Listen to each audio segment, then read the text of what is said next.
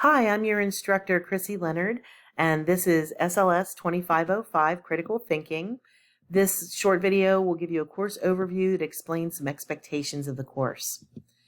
So first, before we get into the detail, I want to just lay some ground rules here that this is a critical thinking course. The idea is that no idea is a bad idea.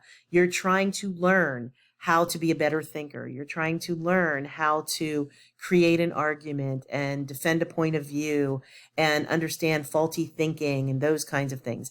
So no idea is a bad idea.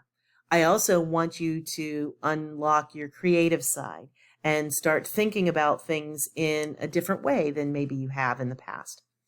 I want you to avoid criticism as you're working with your peers and classmates. We're going to talk a little bit about critique versus criticism. So just keep in mind, criticism has a very negative connotation, and it doesn't necessarily provide any useful information. So when we get to that, you'll learn a little bit more. But keep in mind, criticism is really not something you want to work with in this class. You also want to treat your classmates and myself with respect and civility because we're going to talk about ideas that maybe you disagree with. So you want to make sure you keep that in mind. So I want you to also keep in mind that my role in this particular class with the nature of the content is to help you to learn how to think. I want you to examine how you problem solve, how you troubleshoot, how you have arrived at the ideas that you have, or the perceptions that you have. Is it your background, your education, your upbringing, whatever it might be that brought you to who you are? But we're also going to be examining how you intake information, how you digest it and what you do with it, and how to determine whether the information that you are being exposed to is any good, or whether it's something that might be a little bit questionable. So what kinds of assignments do we have, and how should you approach your content? The first thing that you want to do is read the textbook chapter. That's going to lay the foundation for you.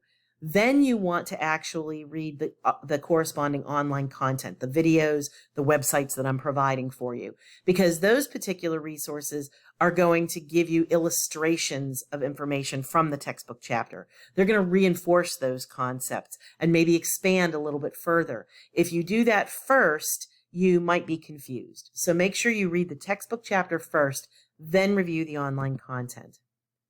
The assignments that we're going to have for this course are predominantly discussions where you're going to have to respond to prompts and you're going to have to reply to classmates.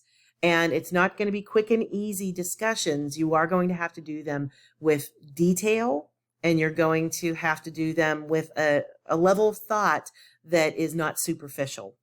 You're also going to have to do video assignment where you are going to have to defend a point of view or a perspective, and your classmates are going to review your defense and give you feedback, and then you're going to do the same thing. You're going to watch your classmates' video explanation, and you're going to give them feedback as well.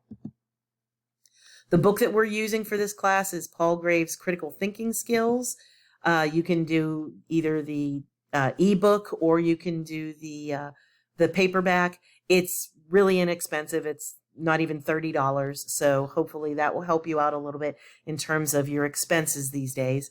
For the first week, make sure that you look in the online content in Falcon Online in the table of contents and read all of the expectations and the week 1 content. That's really going to get you, again, the good foundation of what this class is about and how we're getting started with everything.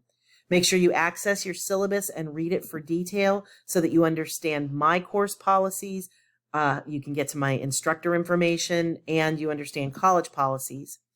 We have a separate document of the homework schedule for assignments and due dates. And understand that the writing requirements for this class are a part of the general education requirements for the AA degree. You have to write a certain amount. So that's why in the discussions, you need to make sure that you're writing thorough and detailed answers to the prompts and as responses and replies to your classmates. Just as an FYI, you can access Falcon Online and our course shell a couple of different ways. Not everybody knows this, so I just like to highlight it. You can either go to your My Daytona State account where there's a link for Falcon Online. You can go to the college's homepage at daytonastate.edu and you can use the quick link to get to Falcon Online. Or you can just use the URL of class.daytonastate.edu and you can bookmark it and have easy access that way. So again, get in there, navigate the class site, kind of get the lay of the land, find what's there, the content, and make sure you understand the resources that are available to you under the help option especially. My expectations for the course, one is that you realize that it's not self-paced. We do this course week by week. So you will not see future content. You will only see the upcoming week's content and the assignments that we're working on at that point in time. Because I really want you to focus on the theories and concepts one at a time because they build upon each other. Also, I want you to really be engaged and participate, even though the discussions might only ask you to reply to 2 classmates. Reply to more. Read all of each other's posts. Engage in as much as possible because it helps you understand the concepts more thoroughly and it expands your perceptions and your point of view. Again, use civil discourse, manners, and respect in your conversations with each other. You want to make sure that you're using college level writing on all assignments. So yes, I am going to ding you if you are not using proper grammar or punctuation or capitalization. That's part of that college level writing requirement for the Gen Ed that this course requires. So that means even though they're discussions, you may want to compose them in Word first, do your spell check, get everything checked out from there, and then copy and paste it into there. So you'll read a little bit more about that in the discussion area. Finally, I want you to have fun. I want you to learn, and I want you to look at the different assignments that we have as a way to apply this heavy theory and concept to real life and find practical and relevant applications for it. So last but not least, how do you get in touch with me and how do you meet with me?